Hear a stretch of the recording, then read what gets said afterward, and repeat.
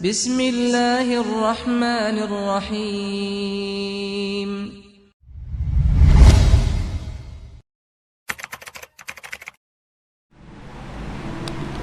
Bismillahirrahmanirrahim. Assalamualaikum warahmatullahi wabarakatuh.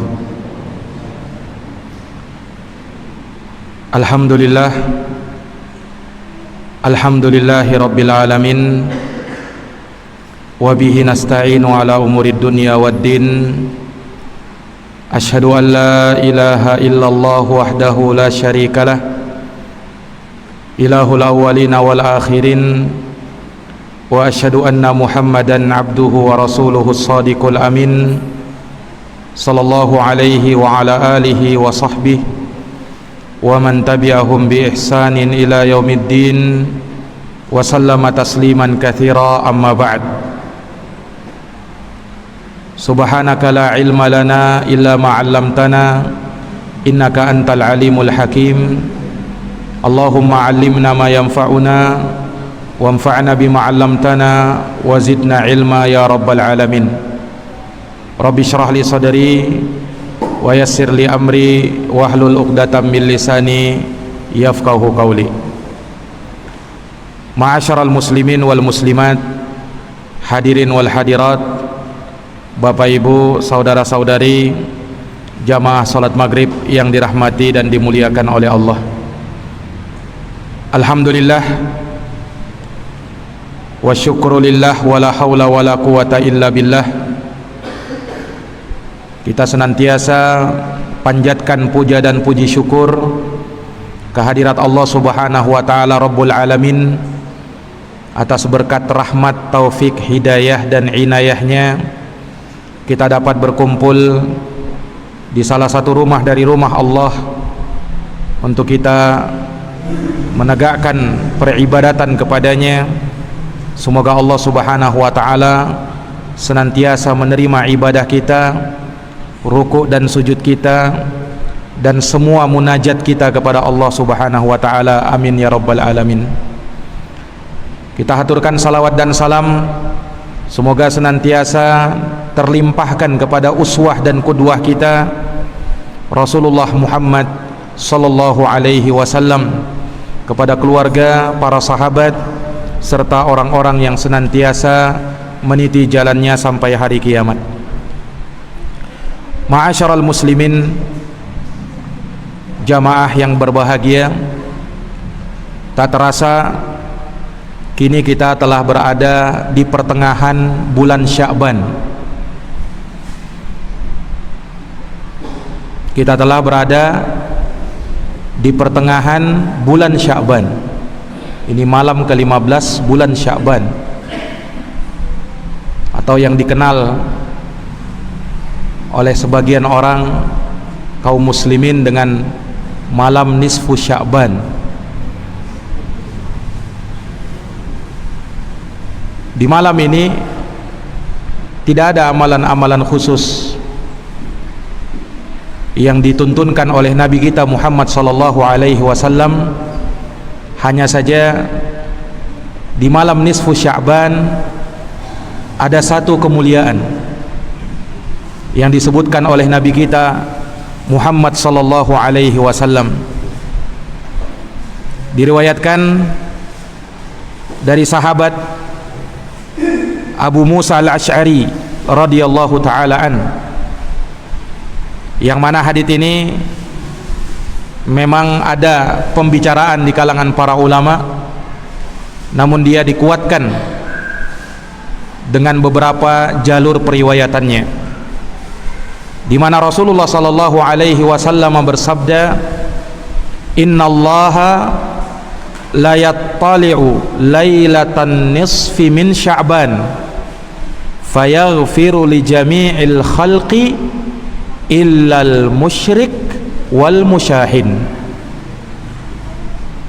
Kata Rasulullah sallallahu alaihi wasallam, sesungguhnya Allah Subhanahu wa taala akan melihat hamba-hambanya di malam nisfu Sya'ban, di malam pertengahan bulan Sya'ban. fayaghfiru li jami'il khalq. Kemudian di malam itu Allah Subhanahu wa taala akan ampuni semua makhluknya di malam nisfu Sya'ban, kecuali dua, illal musyrik wal musyahin, kecuali orang yang musyrik atau orang yang masih punya dendam kepada saudaranya. Dari hadis yang mulia ini, sebagian ulama menyebut bahwa malam nisfu Sya'ban itu sebagai malam pengampunan dosa. Oleh karenanya di malam yang mulia ini hendaknya kita banyak-banyak beristighfar kepada Allah Subhanahu wa taala, memohon ampun kepada Allah. Semoga segala dosa, pelanggaran baik sengaja atau tidak sengaja semuanya dimaafkan dan diampuni oleh Allah Subhanahu wa taala.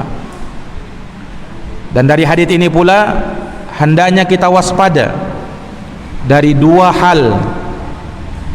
Yang keduanya, kata Nabi sallallahu alaihi wasallam, tidak akan diampuni oleh Allah. Yang pertama, orang yang menyekutukan Allah, yang berbuat syirik kepada Allah.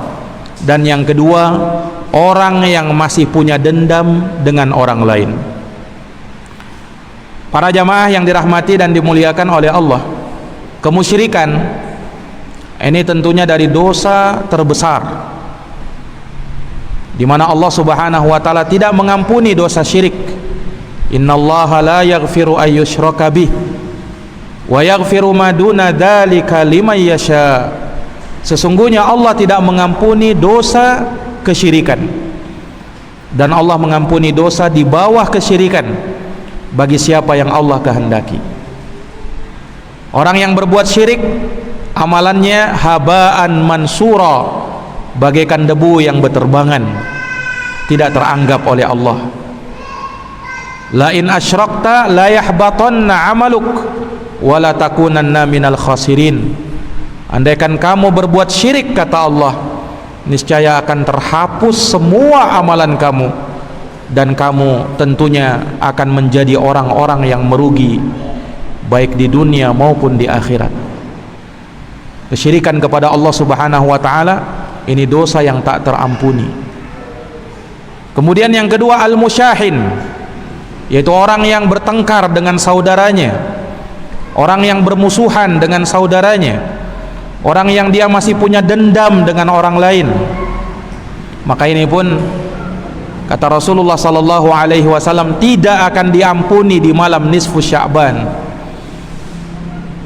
karena orang-orang yang hatinya masih dipenuhi dengan kotoran-kotoran dari penyakit-penyakit hati, maka Allah Subhanahu wa taala tidak menginginkan hati yang semacam ini.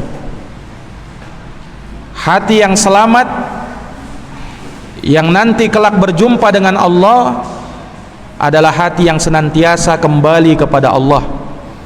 Hati yang senantiasa bersih dan suci dari kedengkian, kemunafikan, dendam, dan lain sebagainya. Yauma la yanfa'u malu wala banun illa man atallaha biqalbin salim. Hari yang tiada bermanfaat harta dan anak-anak di hari itu, di hari kiamat, kecuali siapa yang menghadap kepada Allah dengan hati yang selamat. Para jamaah yang dirahmati dan dimuliakan oleh Allah, makanya di dalam menyambut kedatangan tamu yang mulia yang sebentar lagi insyaallah ta'ala akan kita dapati bulan Ramadan, hendaknya kita mensucikan hati kita dari segala hal-hal yang mengotorinya. Jangan sampai kita mengotori kesucian bulan Ramadan. Kita masuk bulan Ramadan, bulan mulia, maka hendaknya kita sucikan hati kita terlebih dahulu, agar tatkala masuk bulan Ramadan hati kita pun suci, hati kita pun bersih, sehingga dia mudah tergerak untuk melakukan ketaatan ibadah selama bulan Ramadan. Para jamaah yang dirahmati dan dimuliakan oleh Allah Subhanahu wa taala, melanjutkan hadis kitab Riyadhis Shalihin karya Imam An-Nawawi rahimahullah. Kita masih berbicara hadis yang kedua di dalam bab al-ikhlas wa ihdarin niyah, bab tentang keikhlasan dan menghadirkan niat. Hadis yang diterima dari Sayyidah Aisyah radhiyallahu anha, di mana beliau berkata, qala Rasulullah sallallahu alaihi wasallam, Rasulullah sallallahu alaihi wasallam bersabda, yaghzu jayshunil ka'bata, bahwa akan ada pasukan yang akan menyerang Ka'bah. Fa idza kanu bi baida minal ard, tatkala mereka berada di baida, yakni tanah yang luas, tanah lapang, tanah datar yang sangat luas, yang tidak ada tumbuhan-tumbuhan di situ. Yukhsafu bi awwalihim wa akhirihim, maka ditenggelamkan semua dari mereka, dari yang pertama sampai akhir mereka. Maka mendengarkan itu, Aisyah radhiyallahu anha bertanya, qultu ya Rasulullah, kaifa yukhsafu bi awwalihim wa akhirihim, bagaimana bisa ya Rasulullah mereka semuanya ditenggelamkan dari awal sampai akhir mereka? Wa fihim aswaquhum wa man laysa fihim, sementara mungkin saja di tengah-tengah mereka ada orang-orang yang tidak tahu menahu ya Rasulullah, ada orang-orang pasar yang mau berjual beli ya Rasul, ada orang-orang yang dipaksa untuk bergabung, mereka bukan mau memerangi Ka'bah ya Rasul, kok bisa ditenggelamkan semua dari mereka? Maka Rasulullah bersabda, qala yukhsafu bi awwalihim wa akhirihim thumma yub'atsuna ala niyatihim. Kata Rasulullah sallallahu alaihi wasallam, akan ditenggelamkan semua dari mereka, dari awal sampai akhir mereka, lalu akan dibangkitkan mereka semuanya sesuai dengan niat-niat mereka. Hadis ini lafadznya milik Imamul Bukhari, dan hadis ini muttafaqun alaih, diriwayatkan oleh Bukhari dan Muslim. Para jamaah yang dirahmati dan dimuliakan oleh Allah, kita sudah mengetahui bagaimana kemuliaan Ka'bah itu sebagai simbol syiar terbesar umat Islam. Bagaimana tidak, dia dijadikan sebagai kiblatnya kaum muslimin, di mana hati senantiasa condong ke sana. Kaum muslimin berlomba-lomba berusaha untuk bisa mendatangi Ka'bah sebagai rumah Allah yang termulia yang ada di muka bumi ini. Maka dia merupakan syiar terbesar umat Islam. Tatkala kita tahu bahwa Ka'bah itu adalah syiar besarnya umat Islam, dan ternyata Rasulullah mengabarkan bahwa kaum kufar, orang-orang kafir, musuh-musuh Islam yang sangat dengki kepada umat Islam, dia akan senantiasa berusaha untuk merongrong umat Islam dan berusaha untuk menghancurkan umat Islam, mulai dari pemeluknya, mulai dari ajarannya, sampai simbol-simbol terbesar mereka. Ini para jamaah sekalian yang dirahmati oleh Allah. Oleh karenanya kita berkewajiban untuk menjaga agama kita.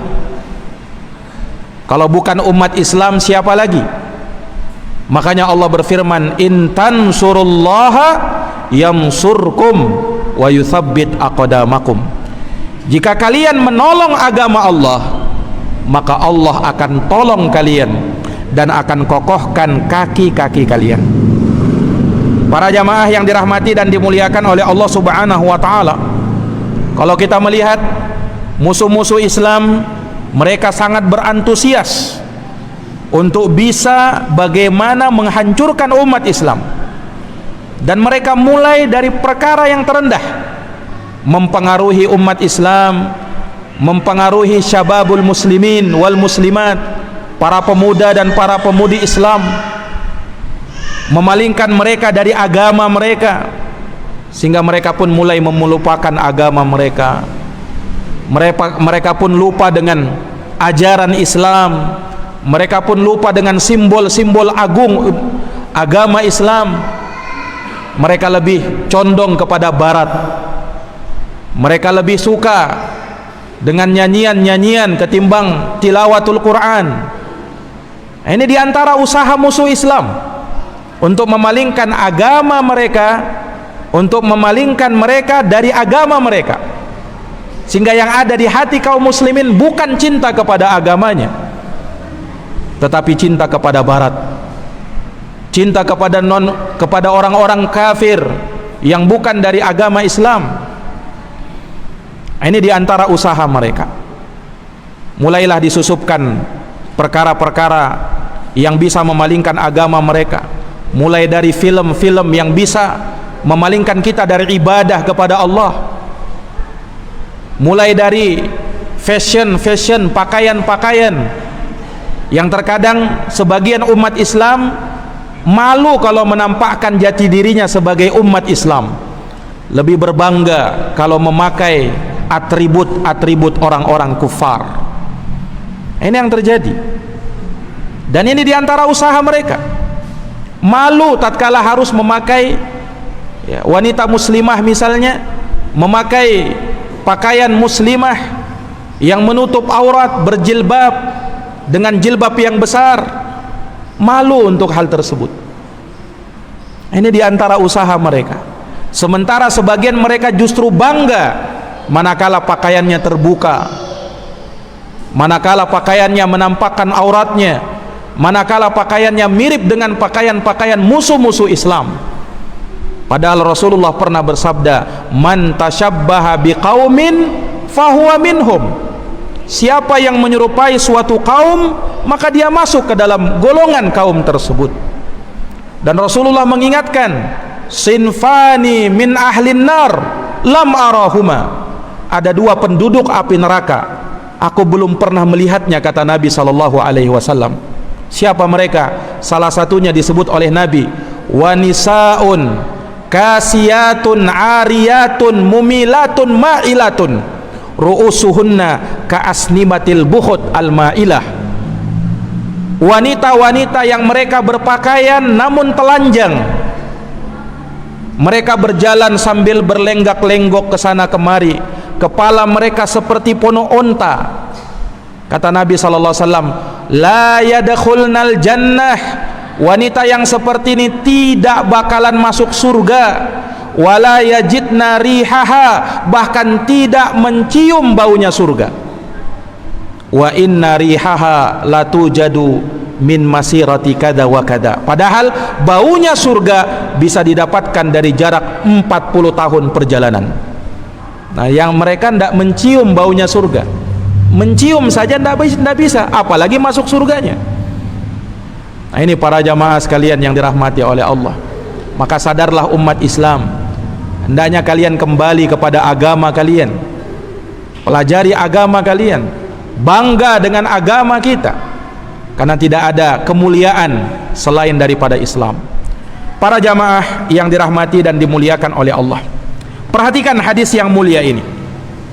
Bagaimana Rasulullah SAW mengabarkan adanya usaha dan upaya untuk menghancurkan simbol terbesar umat Islam, yaitu Ka'bah.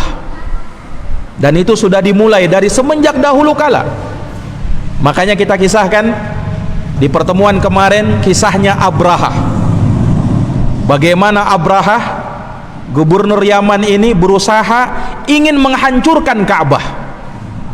Tapi apakah makarnya si Abrahah ini, tipu dayanya Abrahah ini berhasil? Tidak. Allah hancurkan mereka sampai ke akar-akarnya. Allah turunkan satu surat penuh dalam surat Al-Fil yang menjelaskan kehancuran tentara bergajah miliknya Abrahah tatkala itu. Kenapa? Karena ingin menghancurkan rumah Allah Subhanahu wa taala pada waktu itu. Maka tidak akan pernah berhasil tipu daya orang-orang kafir. Allah Subhanahu wa taala berfirman, "Wa may yurid fihi bil ilhad bi ilhadin bi dzulmin nudhiquhu min adabin alim." Dalam surat Al-Hajj ayat 25. Barang siapa yang bermaksud untuk melakukan suatu kejahatan di dalamnya, barang siapa yang ingin melakukan hal tersebut dengan kezaliman, maka niscaya kami akan rasakan kepadanya azab yang pedih. Tidak main-main. Allah Subhanahu wa taala arsala alaihim tayran ababil, utus kepada mereka burung yang berbondong-bondong yang sangat banyak. Mereka memegang batu dari api neraka, kemudian melempari mereka, tarmihim bihijaratim min sijil, melempari mereka dengan batu-batu dari tanah yang terbakar. Faja'alahum ka'asfim ma'kul, lalu engkau lihat mereka bagaikan daun yang dimakan oleh ulat, habis semuanya. Dan disitulah tewasnya si Abrahah. Nah, bahkan dengan sangat mengenaskan sekali, dalam kisahnya disebutkan oleh Imam Ibnu Katsir rahimahullahu taala di dalam tafsirnya. Nah, tidak berhasil usaha mereka. Tapi ternyata tidak sampai di situ. Subhanallah, di dalam hadits ini Rasulullah mengabarkan akan ada lagi orang-orang pasukan yang ingin menghancurkan Ka'bah. Perhatikan di sini Rasulullah bersabda, yaghzu jaisyunil Ka'bah. Nabi sebutkan dalam bentuk fi'il mudhari'. Yang paham bahasa Arab tahu ini kejadian belum terjadi. Kejadian ini belum terjadi. Ulama mengatakan ini kejadian akan terjadi di akhir zaman. Wallahu a'lam kapan waktunya. Yang jelas Nabi kabarkan, dan kita beriman dengan sabdanya Nabi, akan ada, kata Nabi, akan ada di akhir zaman nanti suatu pasukan besar yang ingin menghancurkan Ka'bah. Tentunya dari kalangan musuh-musuh Islam. Mereka ingin menghancurkan simbol Islam terbesar ini. Tapi apakah berhasil usaha mereka? Lagi-lagi gagal. Bahkan sudah diberitakan oleh Nabi kegagalannya dari semenjak 15 abad yang lalu.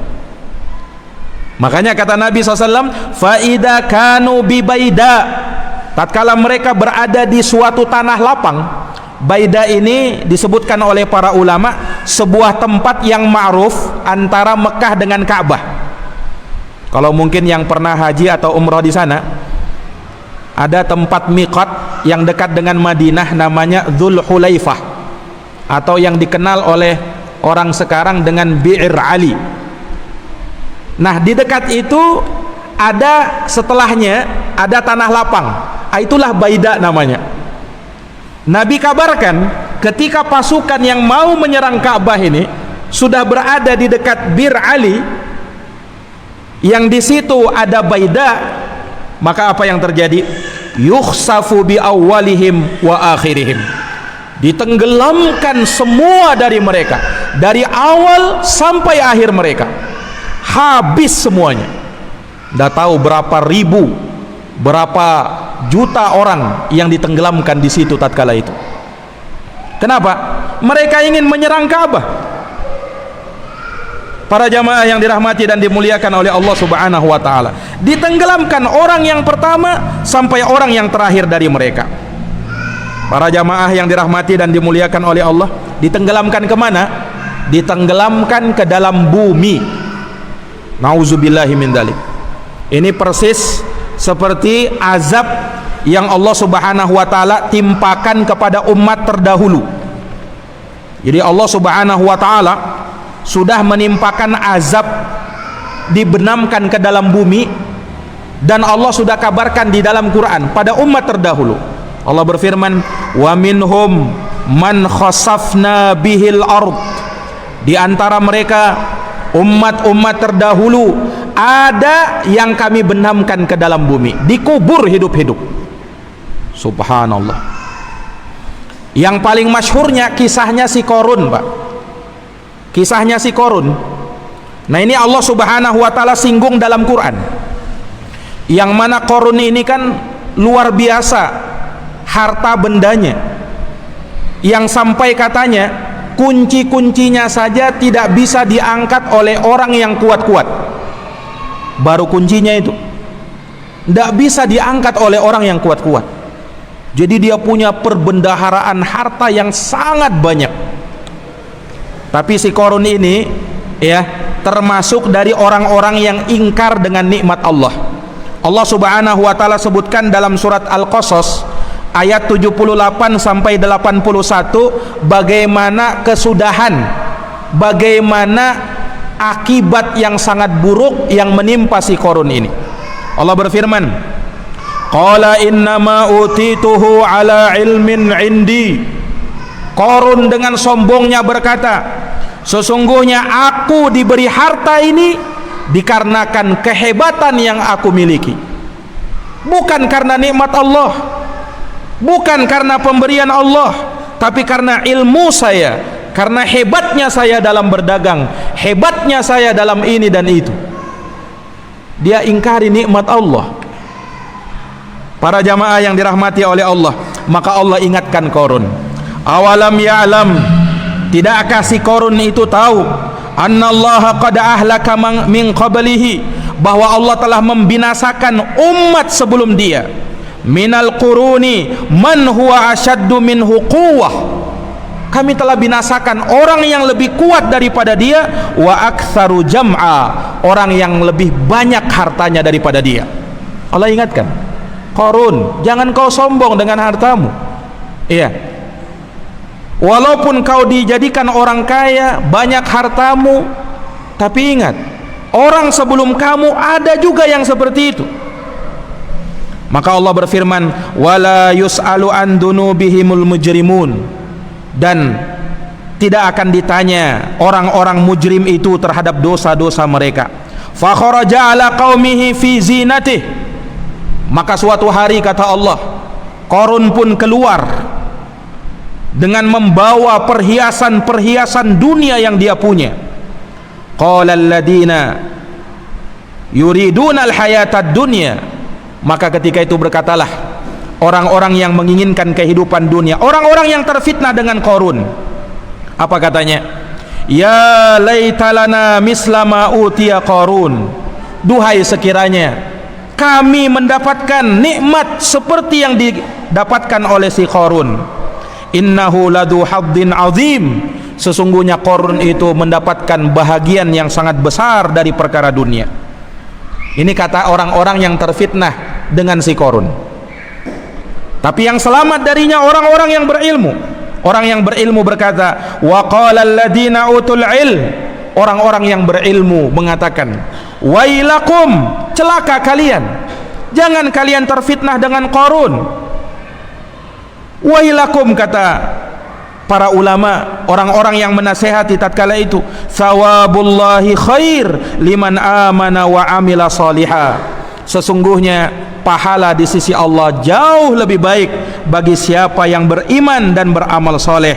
Wala yulaqqaha illa sabirun, namun tidak ada yang mampu terhadapnya melainkan orang-orang yang sabar. Kemudian Allah sebutkan bagaimana kebinasaan Qarun. Fa khasafna bihi wa bidarihil ard, maka kami tenggelamkan Qarun bersama rumah megahnya ke dalam bumi. Fama kana lahu min fi'atin yansurunah, maka tidak ada seorang pun, tidak ada kelompok manapun yang bisa memberikan pertolongan kepadanya min dunillah, selain Allah Subhanahu wa taala. Wa ma kana minal muntasirin, dan si Qarun bukan termasuk dari orang-orang yang ditolong oleh Allah.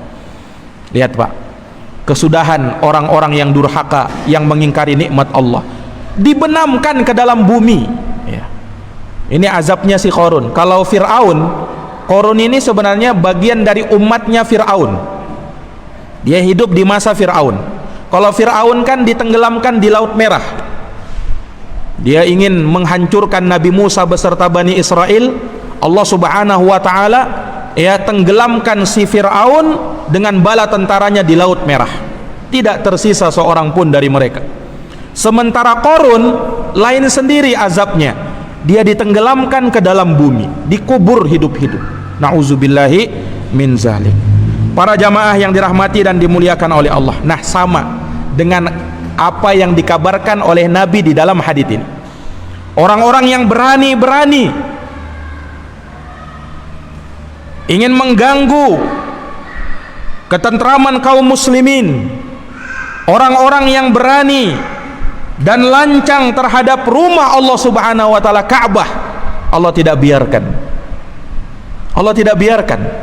Belum mereka sampai di Ka'bah, baru antara Makkah dan Madinah, belum sampai di Ka'bah, baru sekitar di daerah Bi'ir Ali itu sudah ditenggelamkan duluan oleh Allah Subhanahu wa taala. Bahkan tidak main-main, ditenggelamkan dari awal sampai akhir mereka. Ditenggelamkan dari awal sampai akhir mereka. Ditenggelamkan kemana, Pak? Ditenggelamkan ke bumi, dikubur hidup-hidup. Betapa mengerikannya itu.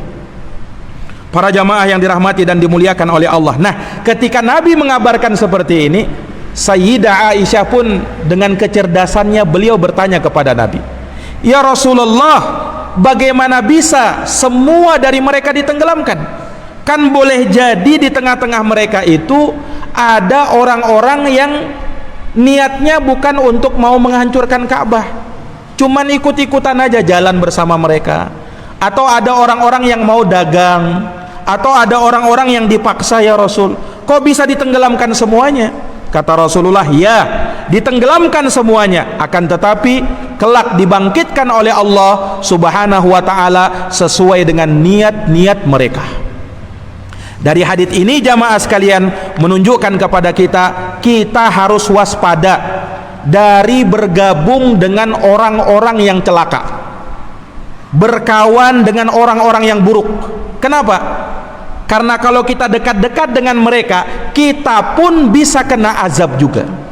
Kalau Allah sudah murka, Allah turunkan musibah. Yang kena, Pak, bukan orang yang zolim saja, bahkan orang soleh bisa kena juga. Orang soleh bisa kena juga. Makanya Allah berfirman di dalam Al-Quran, "Wattaqu fitnah la tusibannal ladina zalamu minkum khassah." Takutlah kalian kepada musibah, yang musibah itu, kata Allah, tidak hanya menimpa orang-orang zolim di antara kalian secara khusus, tapi orang-orang baik pun bisa kena. Ketika Allah sudah marah, dari sinilah pentingnya kita melakukan amar ma'ruf nahi mungkar. Ketika kerusakan sudah merajalela, sudah mendominasi di suatu tempat, kita tidak merasa aman di tempat itu. Ketika Allah turunkan azab, walaupun bukan kita yang berbuat, kita juga bisa kena kalau kita tidak melakukan amar ma'ruf nahi mungkar. Ini para jamaah sekalian yang dirahmati dan dimuliakan oleh Allah.